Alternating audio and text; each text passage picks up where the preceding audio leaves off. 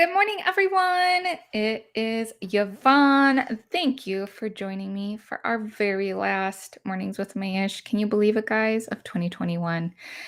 Are you ready for next year? 2022 is set to be another year for the books with so much uncertainty, supply chain issues still, and who knows what else. Being prepared and planning will help you make it through another crazy year. And that is why Ryan O'Neill from Curate is joining me for today's show, guys.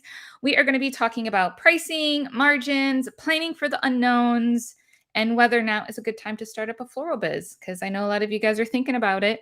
So even if you have begun your new year planning or still need to get started, be sure to stick around for this important episode. As always, the replay will be up on our blog along with the podcast, and the replays again will be on all our social media platforms. So come on in, say hello, let's get started, let's have a conversation, and we're gonna get going, guys. Let me bring on Ryan and we'll get the show on the road. Hey, Ryan. Hey, how's it going? I am good. How are you doing? I am doing awesome, doing awesome. Excited to be here, and it feels like 2020 and 2021 have been so crazy that we're able to connect up again and talk flowers.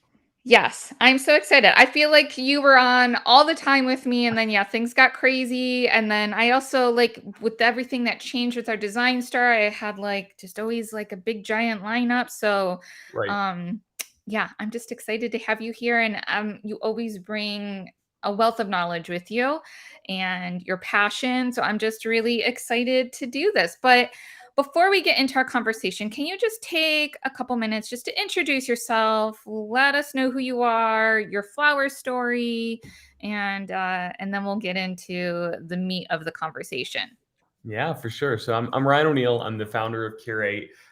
We're a software that automates pretty much everything that has to do with your weddings and events. We save you time, help you with profit, increase alignment, and make sure you feel confident, right, about your business. And in 2010, I married this incredibly strong woman who is an awesome florist. And we started our own floral company in 2013. Everyone knows of the effects of Pinterest and Instagram being launched in 2010. It just sort of changed the space of the floral industry. You couldn't just flip through the book anymore and choose wedding number 7. All of a sudden, mason jars were everywhere, and everyone's like, "Wow, this is awesome!" And that led obviously to our industry, a boon in our industry of being able to help people see those really custom visions, right? That really inspired custom story, right, that's being told about them and their love. And so that led to us saying, hey, what if we start a shop? We don't see a lot of people doing this in the St. Louis. We were in St. Louis, Missouri, and she had been the lead designer of the shop, and so we started building our own company. And we were finding as we were growing, the first year was fine, right? As we really didn't have a lot of customers, but as we were growing, it was taking too long to get back to customers, and they were going with a different vendor, and we just weren't confident in our pricing or the proposals that we were sending out. We had this Excel spreadsheet that looked like Dr. Frankenstein created it. We were terrified it was going to burn down a village, and so like we had physical documents that were printed out with like wholesaler pricing sheets, and then we had a Google form over here, and then we had an invoicing software, and none of this stuff talked to each other. And in the process of looking in that, we were looking at all these other industries. They all had softwares built for managing their events, and the floral space didn't. And so we started building stemcounter.com. A few of y'all out there may know stemcounter.com. That's going old school there. And then that's now Curate, right? We renamed ourselves to Curate. And so it's just been an incredible journey, meeting with thousands of florists along the way and hearing their stories and their successes and even the downsides, right? The 2020s. And so we've loved partnering up with this industry so much. Awesome. Thanks, Ryan, for sharing that. All right. So you are, I feel like, a huge expert on pricing and profitability. So let's dive into our first question. What are common pricing structures to ensure profitability for our florists? Yeah, that's a great question, and it's something, especially moving into 2022, that needs to be asked. It's incredibly common to see a markup of 3.6 on your florals and something like 2.4 on your hard goods. Um, but what I mean by 3.6, if I like to use the term, if you buy a rose for $1, what are you going to charge for it, right? So if I buy a rose for $1, which I don't think can happen anymore, I don't know, but I used to use this pre 2021. If you buy a rose for $1, that means I'm going to charge $3.60 for that rose, right? That's going to be, now the client may not see that breakout. Most of the time, I've had one florist in the thousands of florists I've talked to that wanted their client to see that breakout. One, and so very, very low percentage of florists that want them to see that, but internally, right, within your spreadsheet or inside your Curate, you set this up to have a 3.6 markup on your florals, obviously, because they expire. When you have hard goods or maybe stuff that can stay in the warehouse for a little while, your floral foams, your ribbons, a lot of time people won't do as crazy of a markup on those because they're not going to have as much wastage. And so they'll do like a 2-time markup. So if I get, again, using the dollar, if I get a piece of floral foam for $1, I'm going to try to sell it for $2 and make sure that's built into my pricing.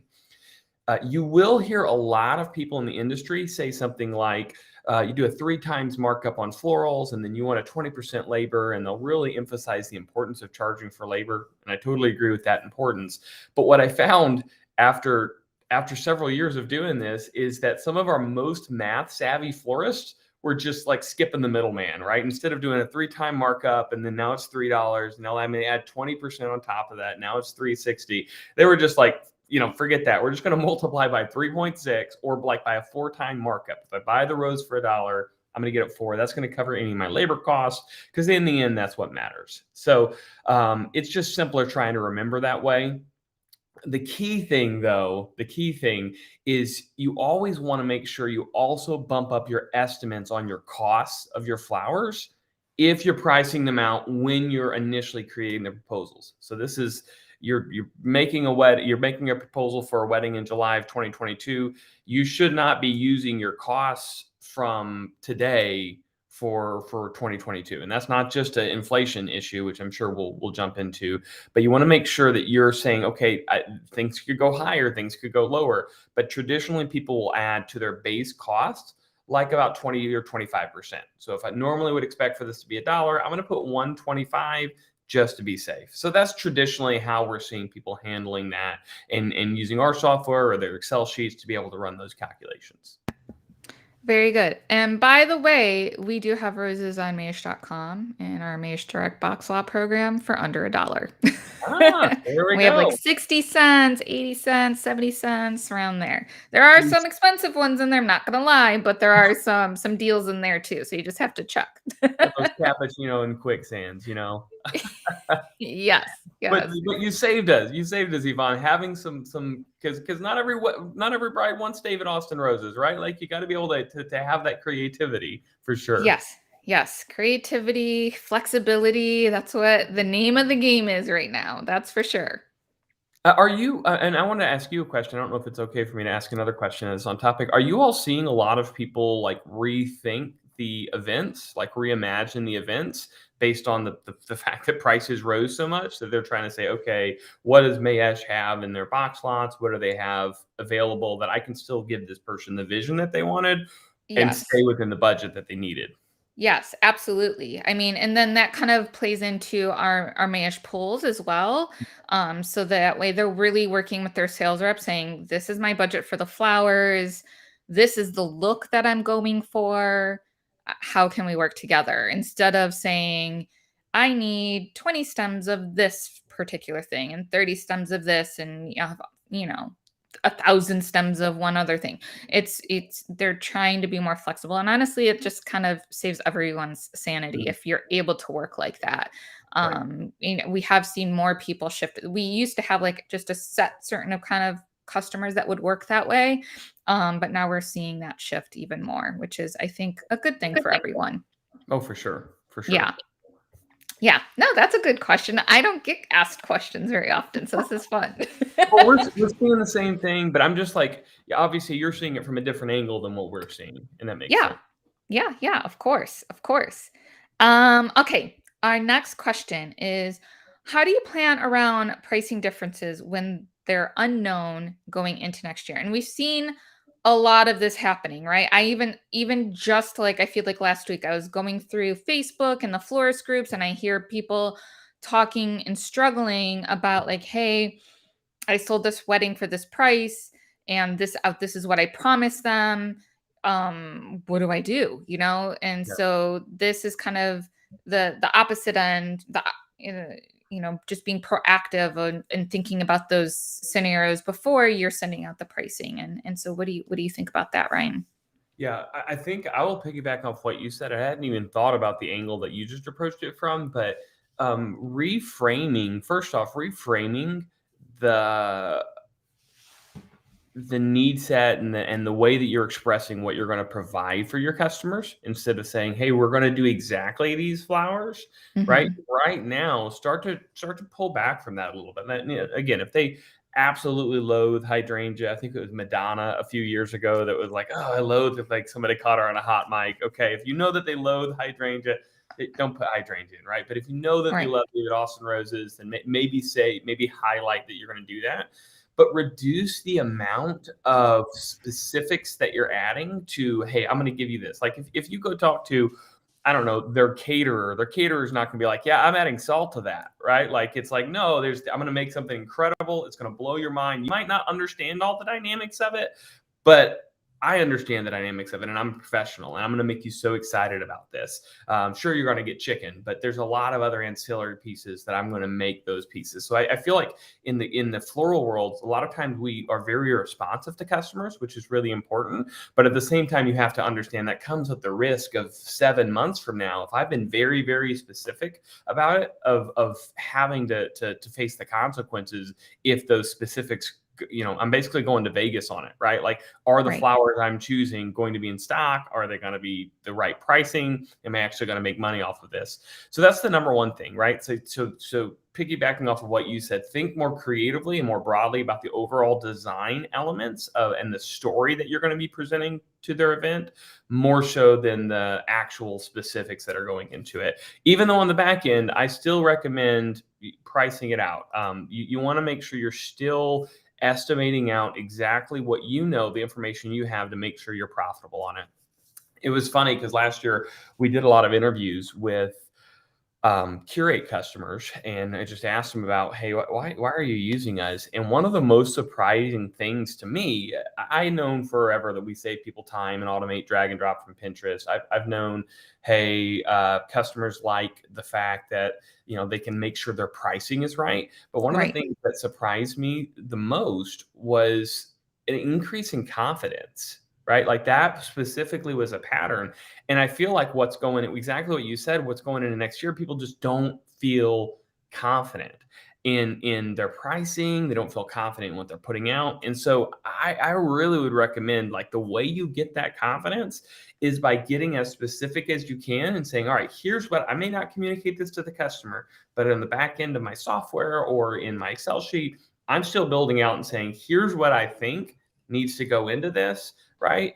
And I'm gonna know. So if I have to make an adjustment, I can do it. I really would recommend uh, raise the prices on all of your floral pricing. I saw an article today that said wholesale pricing across the board, across all industries, increased by nearly 10% in the last year, right? So if you Right. think about that, right? Okay, the dynamics of our industry are not retail, right? Like when we're talking specifically weddings and events, it's not, hey, I'm coming in today and buying something, but it's like, hey, I'm estimating something for a year from now.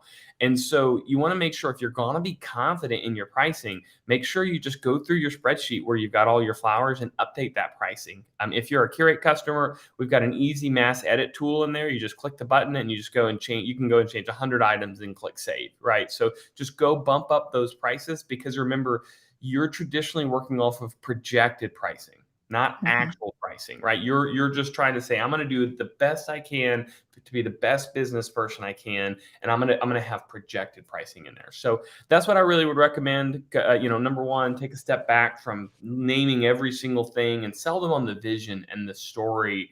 And then you have that flexibility to work with your wholesaler. You have that flexibility to be able to work internally with the dynamics of the event if things change. But if things are if you get to the event and everything's exactly like you want it to be, you've already got a plan in place. You already made sure that you priced for a profit. So I would totally recommend that, and it's something that I like to say. If next year, there's a lot of people who feel bad about raising their prices. Listen, if next Right. year it turns out that all of a sudden everything in the world becomes cheaper, you can give a refund. If that's what you want, you can do it. But right now, you need to say, hey, I want to, or you can give them a better event, right? Because you have more profit built in. But right now, you need to take that step, and it might be uncomfortable. You might have to think about some things, but everybody's feeling this uncomfort right now. Yeah, yeah, exactly. And kind of what you just said, I think, yeah, answers Penny's question. She said you answered while I was typing. Exactly. So, yeah, this is, 4 months, 12 months ahead. I mean, a lot of times we're planning for way in the future, and we honestly just don't know what, I mean, even if you talk to your sales rep, we don't really know what's going to happen in a couple of months. We kind of know what's happening now, right? Like Right. farms are having a hard time finding fertilizer. They're having a hard time finding boxes so that way they can ship their product. Their, freight some from some different places are like astronomical. Like for like one product line, we're like, how are we even going to do this? They ended up figuring it out, and we have a game plan, but it took us a minute, and we had to pause and be like, no one's going to pay those freight prices. Like Wow. how do we do that? So it's definitely something that's still going on. And I don't want to, I feel like I kind of talk about the same and I bring it up often, but I just think it's important to be transparent. And I don't want to scare anyone, but it's just, yeah, I think if everyone knows what's going on, and with this conversation with Ryan, then that way we can all plan and hopefully have a better future because we know what's going on. No, For I sure. totally agree. I totally agree. And there's just dynamics, right, that are hard to predict. Who would have thought fertilizer, right? Like 6 months ago, who would have thought that would have been the dynamic, or boxes? Boxes. Um, Yeah, yeah, it's like such a common thing. Like right now I'm like swimming in cardboard because I'm sure we'll all hear Remy be barking soon, because there's a delivery and it'll be like my third one today because there's a certain someone coming to visit soon. So gotta get ready for that. Little jolly old man is coming to visit. So yeah, yeah, in my world, I have lots of boxes, lots of cardboard, but have no idea in other parts of the country that, or the world that right, it's an issue. right. Definitely an issue. All right, good stuff. Good stuff.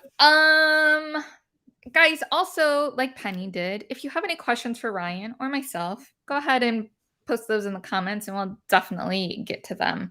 I think this is just a really important topic, and I just want to make sure everyone's feeling comfortable and confident, as Ryan said. We're here to help you guys. We're, like I said, since everything went crazy, and even before that, we're here and we're in this with you guys together. That Yeah. is for sure. Okay, so how do you I think we already talked about this. How do you plan around pricing differences when they're unknown going into next year? Did we talk about that? I'm We did, but confusing I mean, it's myself. under the Yes. overall thing of planning Yes. 2022 for sure. Yeah. Yeah. Yeah. Sorry. Okay. Planning. I'm a little scatterbrained. I had like a little daughter issue this morning, so I'm a little behind. Okay. Planning for 2022. Florists are saying they want to work with the opportunities they're most excited about, which I think is a good thing. What kind of tools are people using to help win those deals if they Yeah. want to kind of focus on things, certain types of events and work? Yeah, great conversation. I was on a video chat with several great florists a couple months ago, prepping for Wedding MBA, and I really started hearing that pattern come out where people were saying, you know what, 20, I've been burnt out by 2021. I don't know if anybody watching has felt this, but just more weddings than you anticipated because you're piling all the 2020 weddings on top of the 2020 weddings. Especially, Penny says she's feeling it for Valentine's Day, especially. Yeah, my husband too. Usually now, like things are died down and he can like breathe, and he's just been like, because he's the manager at Miami, Mayesh Miami, for all of you that don't know. So he's like, yeah, it's not stopping. It's Oh my just God, it keeps on going, and it's like bananas still. for sure. For sure. And Yeah. so everybody's feeling it, and the kind of that pattern that I was picking up from these florists, they were saying, "We actually wanna do less weddings next year, but weddings that I'm more excited about," right? I don't wanna feel like I'm just paying a paycheck at this point, 'cause I did that in 2021, and I paid the paycheck for 2020, right? But I want to do events that I'm super excited about, that fit my style, that fit a vision that I can really get behind. And that's great. That's hugely important that you can define that. I know there are some out there that are still like, "Hey, I'll take anything that comes in the door," but I am hearing this as a pattern. So all of those of you who are out there who are saying, how do I find those better events and get the ones that I'm most excited about?" I'm a big technology guy, so I believe automation is so important. That the numbers show it, right? The quicker you respond to someone who reaches out to you, the higher likelihood that you're going to be able to connect with them and actually move through the process with them of talking about their event and consulting with them about what they're doing. So make sure whatever software that you use integrates your form on your website with your software. That's hugely important. And then make sure that there's some level of automation, like an email that goes out to them relatively immediately so that they can be able to say, "Okay, great, I got this response to this email." And they can start that conversation, right? So even if you're on a ladder or putting up a chuppah, like, you can have those pieces working for your business in the background. So important. Another thing, you've got to be able to tell the story of that event. So one interesting pattern that we've seen at Curate is our customers typically use our software to tell two different stories. They use it for proposals specifically. One type of story is a story about your brand, right? Telling about you and the look that you provide, and the options that you provide. And another story that's more common in for this conversation is a story about the event. So you want to make sure that when you're creating a proposal for a client, whether you're using Word documents, whether you're using a software, whether you're using PowerPoint, all of those are great tools. You want to make sure that you're telling the story of their event and that they can buy into that story, right? Like, and there are things like your color palette, or a lot of people call it their color story, that helps sell that vision. So make sure that you're using a tool that can help you tie those pieces together and help that person really see the vision. Another big thing is mobile friendliness. Make sure whatever you're sending to them, if it's on their phone, or if grandma's looking at it on her iPad, or if dad's looking on his work at computer, his computer at his work, that you've given them the ability to have a really responsive experience that tells that story behind it. So Yeah. that story is a huge thing. And just to add on to that, I don't know how close you guys pay attention to your mobile and desktop numbers, but that is something that I look at, a couple times a month. And there have been months where like I have more mobile users than desktop users. Hmm. And it's funny because I'll have more desktop users open an email, but I'll have more the opposite click on the email, Right. so yeah, I when you're thinking about your website and how people are using it and things like that, make sure that mobile isn't a secondary thought. It needs to be a primary thought, something that's like intuitive and easy for people. Just something that is in your mindset all the time, Right. because it's not just a thing that's, just a small percentage of people. It's at least half, Right. if not more. Yeah, and there's so many tools out there to do this now. Like, Yeah. again, if someone's on a small phone, they need, you have to make sure that they've got, um, you've thought about the inclusivity of that they can click on that, right? And it increases in size, and they can really see what you're saying. But obviously, if I'm on a huge screen, I can see it. But if I'm on a phone, am I really catching that story? Am I really grabbing a hold of the story? And that's huge. That's absolutely huge. Another thing is a gorgeous proposal software, right? Like, you want to make sure you're getting that. Expect to invest in it. There's tools like Details Flowers, True Client Pro is a new one that's popped up. Curate, we love this in being in this space. Some of you may have heard of like Bloom Track or Eularis. They actually became a part of Curate last year, part of the Curate family last year. But you're going to want, the thing is, you're going to be looking for clients that want the best experience. So you got to be willing to invest to give them the best experience, right? It's yin and yang there. If you're investing in your company, that's going to make those great events that you really really want to connect with even more likely to book with you and to connect with you, because you've invested time and effort into systems that help show who you are and help show them that you've caught their vision. And so, yeah, there's a lot of cool tools out there as well. But those are some of the things that I would sort of highlight about what you want to make sure that you're getting within, what kind of experience that you're giving to customers that you absolutely want to win. Yeah, yeah. And just at the start of this section, right, we're talking about how busy everyone is and how they hopefully maybe want to just hyper focus. And Cece was saying, I'm real tired. And shout out to Cece, our friend. And then she says it's a dumpster fire out there, which, I always love her little quips. They're very fun. So hi guys. Hi Cece. Um, can I take a pause really quick to talk about something that we have coming up? It has nothing to do with what we're talking about, so the segue is terrible. Um, but in the beginning, I meant to talk about this and I just kind of skipped over it. But I wanted to make sure that I let you guys know about this Japanese flower festival that we're planning for January 18th. So make sure that you mark your calendars for that. It's going to be a day immersing ourselves in the beauty and wonder of our lineup of Japanese flowers. It's going to be so fun. David Dawson is going to be joining me, giving us a flower tour. Amanda of Studio Mundine and Aunt Amy of the Floral Coach, they're going to be doing design demos. And then we are also trying to work with our Japanese flower auction and the farms to kind of put some content together too, to share with you guys, to kind of share more behind the scenes, kind of what makes these flowers so special. So, and of course, there's going to be some amazing giveaways. Can't have a festival without prizes and giveaways. So stay tuned for more information. That's coming up very soon. Mark your calendars, January 18th. That's my little commercial break there, guys. Was that very professional? It was awesome. So, where at, a question. I mean, I don't know if you know this. Where in Japan, like, are the farms at? In which part of Japan? I don't know. They're all over. So because they're Okay. like little tiny farms and they're all over the place. Yeah, they're not. It's at least from what I'm aware, and they're not like these kind of massive Mhm. things. I feel like it's more comparable to kind of like the farms that we have, kind of like these specialty farmer florist people that we have here in the US. Right. But I'm hoping to learn more about that as we put all the content together for the festival. It's really exciting.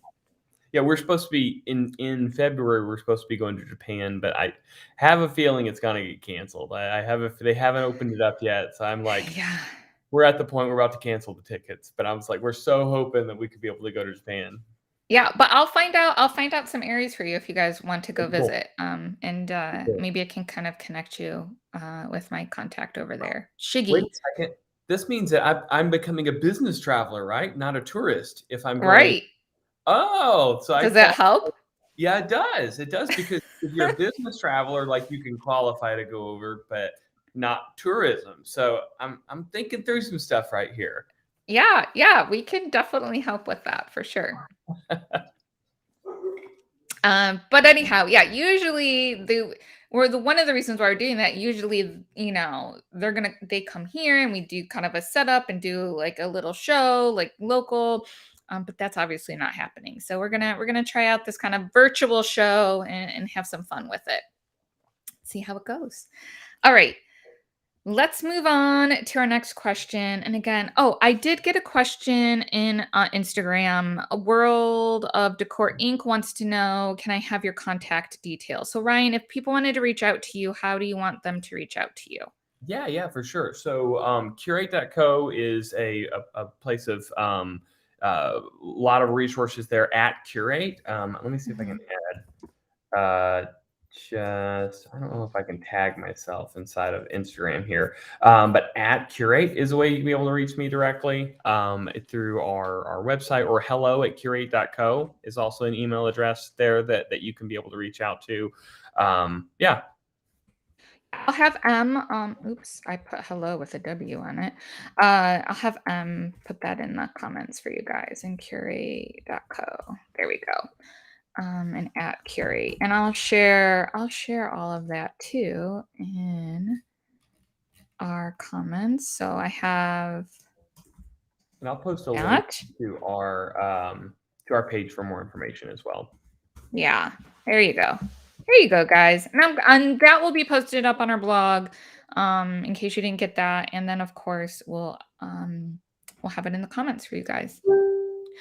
All right. So we talked about everything being crazy and lots of weddings and events, and everyone's just going flowering out all over the place. So wilding out. Do you like that? Okay. I like it. So with so many weddings, is now a good time to branch out, and create a company if someone wanted to do that. Sure, sure. I absolutely believe so. There's 2.5 million weddings next year based on the wedding report.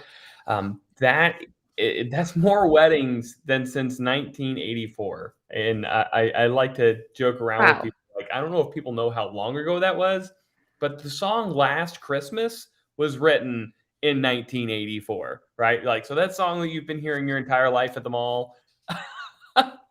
I was 5 years old, just FYI. You guys Okay, can yeah. yeah. I mean, It's that been a was while. that was the last Christmas when you didn't have to listen to Last Christmas, you know?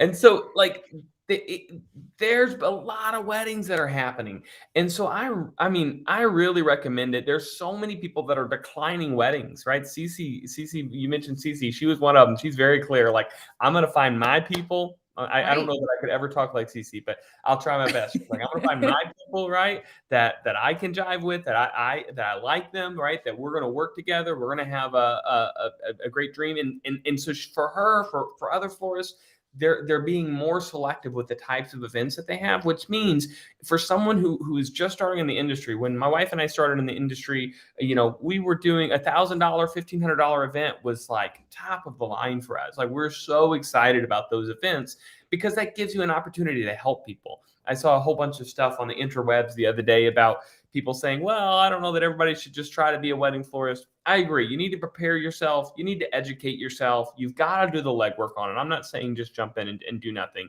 But at the same time, if we don't have some people step up, it's going to be somebody's second cousin twice removed trying to figure out why the chuppah isn't screwing together. And that's going to be a worse experience for that person because they just found the only person that they could find to put this wedding together because everybody was focused on them. We've got to have a new wave of florists who are stepping up and who are branching out and creating. So if there's ever been an opportunity to say, "Hey, let me get something started," go for it. Absolutely go for it. I really highly recommend you to do it. Such good advice. I have a question on Instagram that came through, wanting to know the list of apps that you named. Obviously, Curate. We want you guys to check out Curate because we love Ryan and Curate is amazing. And we're going to talk more about Curate soon. We're getting there. But you named off a couple. Can you name them off real Yeah, quick yeah, yeah. again? So Curate, check out Details Flower software. Check out, I think it's called True Client Pro. All of those are tools that help in some aspect. For Curate, our heartbeat and focus is thinking about like all aspects of the business. But there's different benefits of different tools. There's Honeybook out there. If you're just getting started, Honeybook's a great tool. There's a lot of really really great tools out there that can provide a lot of automation for you. Great. Thank you for that. All right. So let's move on. So that way we make sure if anyone else has questions, we have time for that. Okay.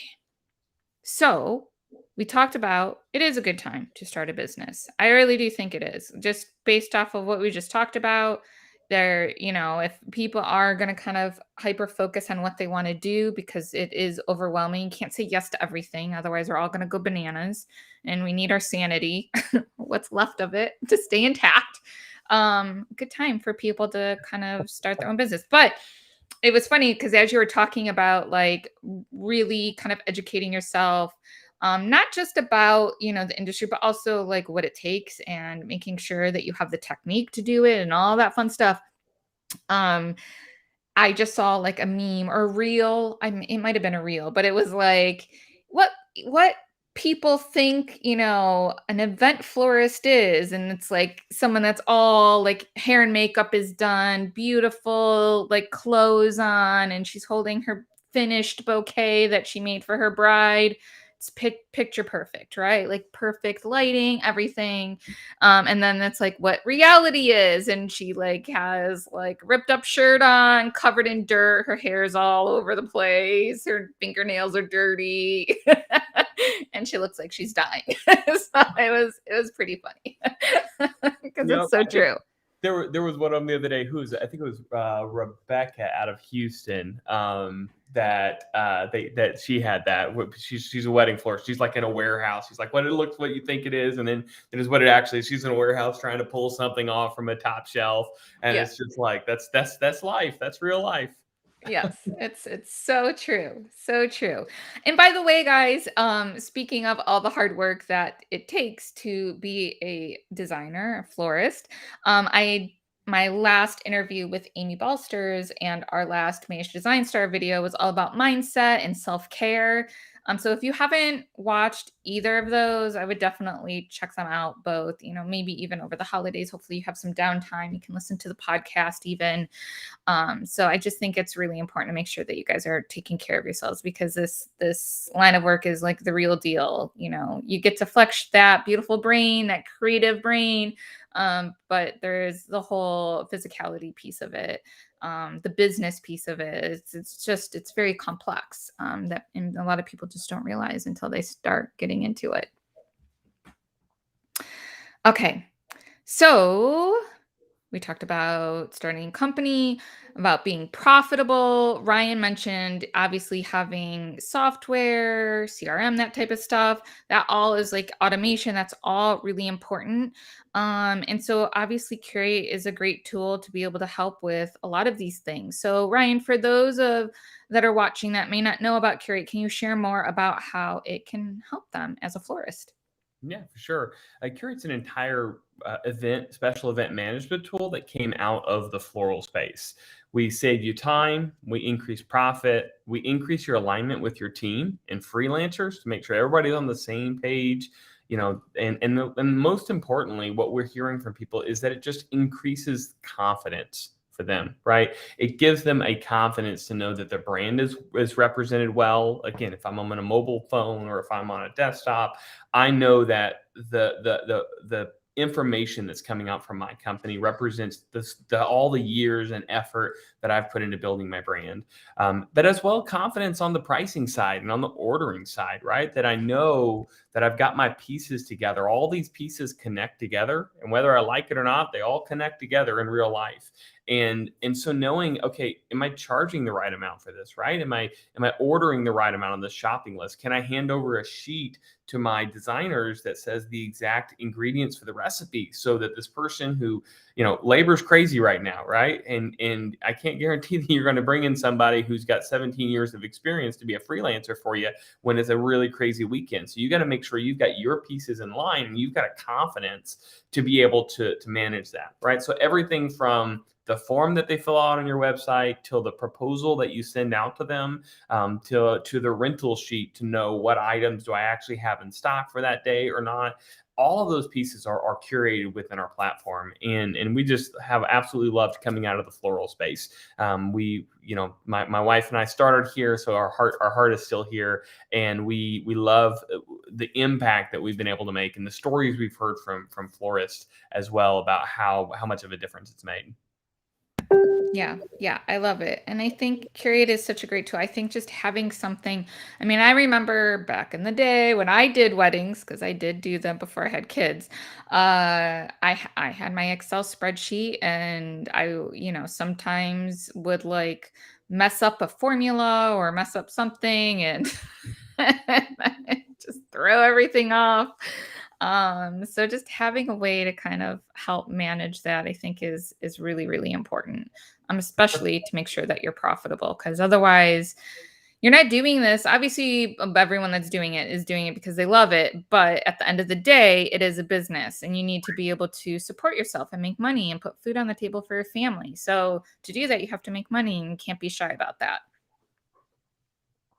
Yeah, I totally agree. Totally Yeah. agree. And so many times in this industry specifically, people love the event and the people so much that they're willing to compromise. And I've heard so many people say that having a tool or a software that they're using kind of puts themselves in check, right? It's that other side of their brain that's like, you could do it, but I got to make sure that I'm taking care of my family, that I'm taking care of the needs, and again, that's to the self care that you mentioned, right? That I've got enough money that I can actually do something for myself, that I'm not just scraping by and barely surviving.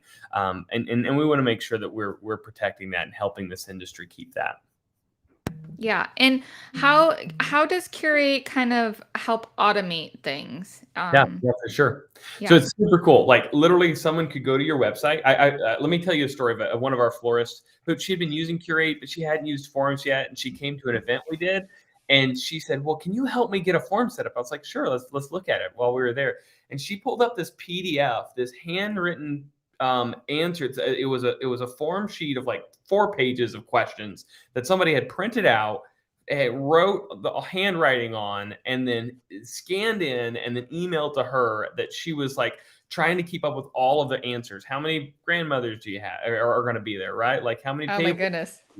And I mean, it was intense. And I'm like, and so we worked with her, we got her set up. She was so excited about it. But what we realized is how much time it saved you from literally the website or the form. A lot of people will take the form and just connect it up with their Instagram account or their link tree or whatever, and they'll fill out that form. That form will automatically populate that event for you, like a pre-built template that has all of the line items built in there. You could even, I mean, let me tell you where our software is at. A cool thing we just released. You could even, where it says how many bridesmaids, 7, you can even import that number directly onto your invoice, right? So it says bridesmaids 7 from another template that you had, which is really, really, really powerful that you're able to automate that through the process, right? So it Yeah. comes in, you're able to work with the client, you create a proposal for them, and that proposal is really visual. It's something that really connects with the brand. You can be able to put photos, inspiration boards, color palettes. All of those pieces are included in here. You can drag and drop it from Pinterest, right? You literally just grab the photo from Pinterest and you drop it onto Curate. And so it automates that entire process. But then when it comes down to actually pricing out that bridal bouquet, you're able to click into the recipe and add the ingredients based on the photo or based on what you're going to be doing with it. And then that's going to price it out for you based on your markups, right? So all of these pieces are interconnected. When it comes down to time for the event, you have a shopping list automatically generated from you for you. You have a recipe sheet that is built so that you can hand it to your freelancers or to yourself. For lack of my wife just she put a big X every time she'd knock out one of those items on that recipe sheet. So it sort of covers that end-to-end experience for it, and it's that's just so huge with whatever tools you're using. Doesn't matter what tools you're using. Use something that's going to give you that ability to connect all those pieces together so that you aren't spending all that time and kind of squeaking by on the profit there. Right, and it's so easy to just make a human error, right? Like transferring something over from one thing to another. It's easy to transpose numbers. You know, I don't know how many times I've like my husband's like, "Oh my goodness, someone like ordered, 1,000 stems and they needed like 100 stems of Oh my something," god. right? Like Yeah. so it's just again, helps kind of minimize we're all human, things happen, but like if you can do things to minimize those types of stresses that kind of add up to be a bigger stress, I think is just really huge. Right. Yeah, and it's just being willing to admit it. I've talked to so many people that they are great business people, right? But they sometimes don't feel like they're great business people, and they got to put on this front and say, "Well, I'm this great business person," right? And you just got to say, "Okay, I can be a great business person and not have everything figured out and still make mistakes." Right. And you got to be comfortable with yourself and confident with yourself. And then you just have to ask, now I made these mistakes, or there are these things happening, or these time checks happening. How do I fix it? Right, one piece at a time, versus ignoring it or trying to not feel bad about myself. Just know that and be confident in who you are. but then still find out how do I fix and make things better? How I continuously make things better. Yeah, and I think that's then even more important for those of you who are like have a small team. Maybe you're just a team of one. Maybe you're doing Mhm. everything on your own. So, even like for my team, even though we're a big powerful team and within the industry in terms of marketing, it's just three of us. So, it's I'm always looking at what software can I get to like help us do more with the resources that we have? Like what tools are out there to help us automate, to help us organize, to help us communicate, just to help us stay on top of things. And I think that's been really working well for us because we're still a tiny little team. We've been around for God, I've been here for 10 years, guys. So it's. We've grown significantly since then, company wise and marketing wise. But the only way we've been able to do that is just, again, using technology, investing in that. And then obviously continuously learning too is helpful. For sure. Right? Okay. I see, Penny, I see your question. We're going to get to that after this next question. Just wanted to let you know. I wanted to acknowledge you. I know, Ryan, you and your team are continuously working on evolving Curate. You've mentioned some of the newer things. What else do you have going on that's new with Curate? Sure, sure. Well, I'll tell you what I can't tell you, then I'll tell you what I can tell you. Oh, I So love I love little inside scoops. yeah, so we have something top secret happening behind the scenes that you want to everyone is want to going to want to keep an eye out for in March of 2022. That's the goal for us to be able to announce it. A year and a half ago, we had 2 people on our software development team. Now we have 13 who are working away hard behind Wow. the scenes at something that's really exciting that a lot of our customers have been asking for years, and we're just rethinking a lot of things, and some customers. We've been doing customer interviews and talking with them about the need sets that they have. So keep an eye open for some really, really exciting changes happening at Curate. But the thing I can tell you is we just released a brand new inspiration theme perfectly in time for the 2022 season. It is going to be it is one of the best new looks moving into the season. Super flexible, so you can reflect your brand in it. But we've introduced things like a color palette tool. We've introduced a mood board that's more custom, professionally designed mood board. We've released some tools like being able to move photos instead of we used to have an 8 photo limit on each line item. You can do up to 20, right? So if you've never been in Curate, or if you are in Curate, a tip is if you see the little photos next to the flowers, you can totally just click those little photos next to your recipe, and it'll populate those photos, as many as you want, to create like a mini inspiration board on every single line item. I mentioned a couple of the other automation tools we've done, which is like being able to tie together my forums and the questions that people answer on my forums to the rest of my systems, which is super exciting. So for us, like we've got a lot of new stuff coming, and a lot of new stuff that we've released over the last few months here. That the goal and the hope is for people to be able to get through some of this stuff easier, and have some more automation in their lives. And we're glad we've heard some great feedback on it for sure. That all sounds amazing and really, really exciting. Cannot wait to see it. Do you have any plans of doing like a live demo of the software anytime soon, Ryan? Yeah, so we actually do live demos, sort of on demand. We did a webinar last week, I believe it was, for showing off some of these pieces. But yeah, we actually, if there's anyone who is interested in the conversation, let me see if I can get a link. I think I posted it earlier. I'll just share this link, and then we actually have a team of 5 of our consultants, salespeople, that will personally take you through and sort of listen to your particular case and really give you more of a personalized conversation of here's what the platform does, and here's how it would work in your situation. Very good. So exciting, guys, right? If anyone uses Curate already, I'd love to hear from you guys and how it's working for you. Us know if you have any questions. I did see a question here from Penny. She says, apart from the flower part, what do you use or educate for social media marketing? what do you use to educate for social media marketing? I shared some of my favorites. I don't know if you have any because I know you guys kind of stay up with everything. But I love Social Media Examiner. That's one of my favorite go-tos. I listen. They have a podcast too. So I try to listen to that occasionally when I'm walking in the morning. And then obviously I love Gary Vee. He has a couple books out that I really love, and I just like watching him. And I love that he swears. That's fun. I'm actually a big swearer myself. I just don't do it here. Ask my girls. And then also I have like an episode, I think it's from 2020 with Amy Belsters. We talked about Instagram and social media marketing. She's like a pro at all of that stuff. And so yeah, I think those is a good start. Ryan, do you have anything that you like to kind of follow around? Yeah, I mean, I think what you said is a great list. I'll be honest. I actually this will blow some people's mind. I actually moved to having a dumb phone that doesn't allow apps at all, so no social media apps whatsoever. And so for the past 4 or 5 months, I've been off of it, and I might. My team's a much better team at that. I'm trying to balance myself. I know you were telling me about this, and this is a thing now, guys, like having a dumb phone instead of a smartphone, which I don't think I could do. I don't think I could do that. But not to mention, I do head up marketing, so I have literally like every kind of app you can imagine on my phone.